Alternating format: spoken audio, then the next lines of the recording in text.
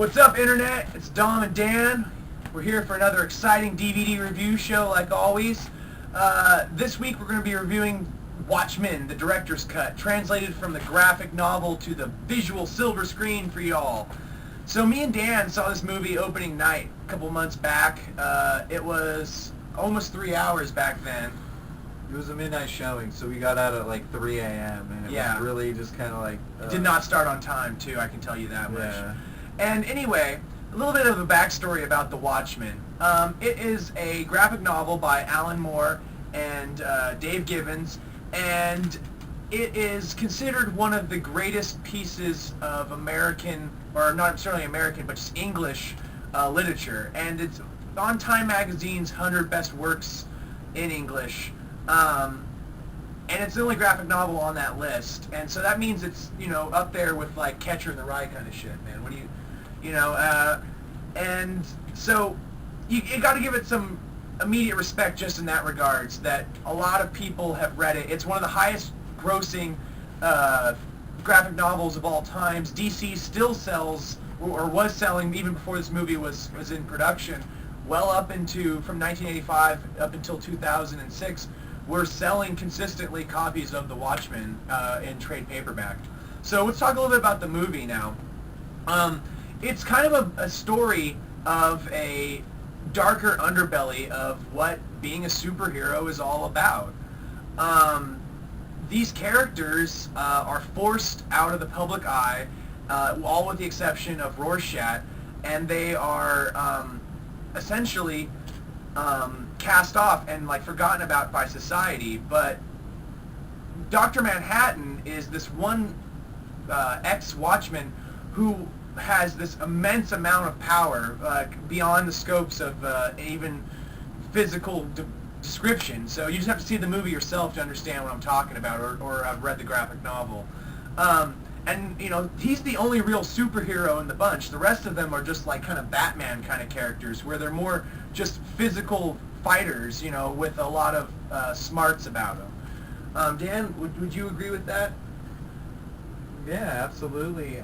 What I really liked about these characters is they fought crime and they were vigilantes, so they weren't affiliated with like any organization or anything, which was really cool. It was people who were fed up with society and the way things are going, rampant crime, that at night they dress up and they go out, you know, masked Avengers, and they fight crime, which is really cool. With the complimentary CD I got there, which was the special features, the extra footage, the under the hood stuff, and the Black Freighter material, it all comes together to be a true representation of what reading the graphic novel was all about. And from what I understand, in December there's an Ultimate Collector's Edition coming out. Why we couldn't have had that come out right now, I don't know, but it's apparently going to have all of this material interwoven, and it's even going to include a copy of the spoken word version of the graphic novel, which will just be like on your TV. You'll be able to watch the graphic novel being read to you, essentially, while you're watching each cell on your screen.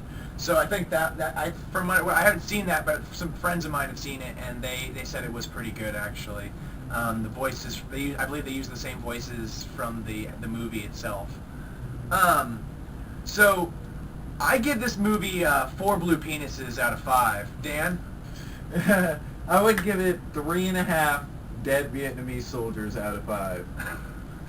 And only because it was so long.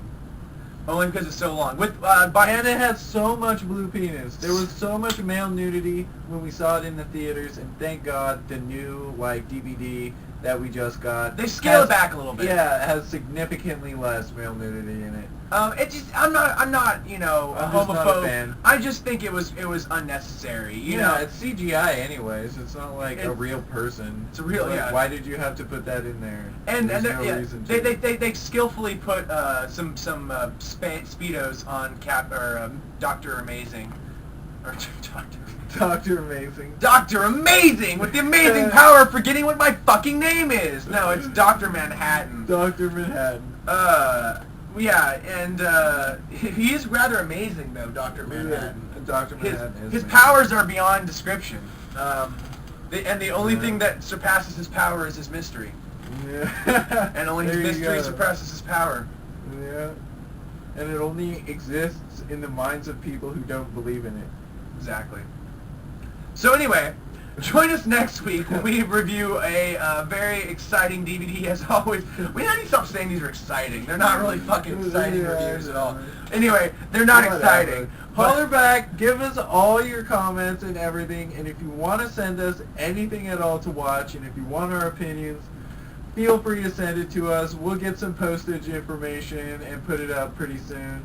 Yeah, no, feel free to drop us an email. Yeah, if you have anything you want us to review, or if you just have any comments about the show, yeah, just please. We haven't been doing this very long, and anyone who has any ideas to make this shit better, so we can get more than like 10 people watching us a week. Yeah, absolutely. And we thank you to all our new subscribers. Please subscribe as always, rate, comment, and next week we're going to be reviewing Fast and the Furious, the 4th movie in the exciting quadology of the Fast and the Furious.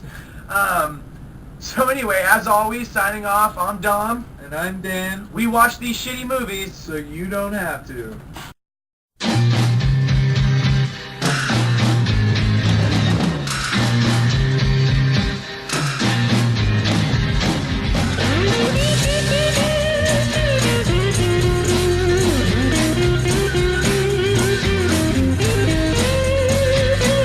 There must be some kind of way out of here.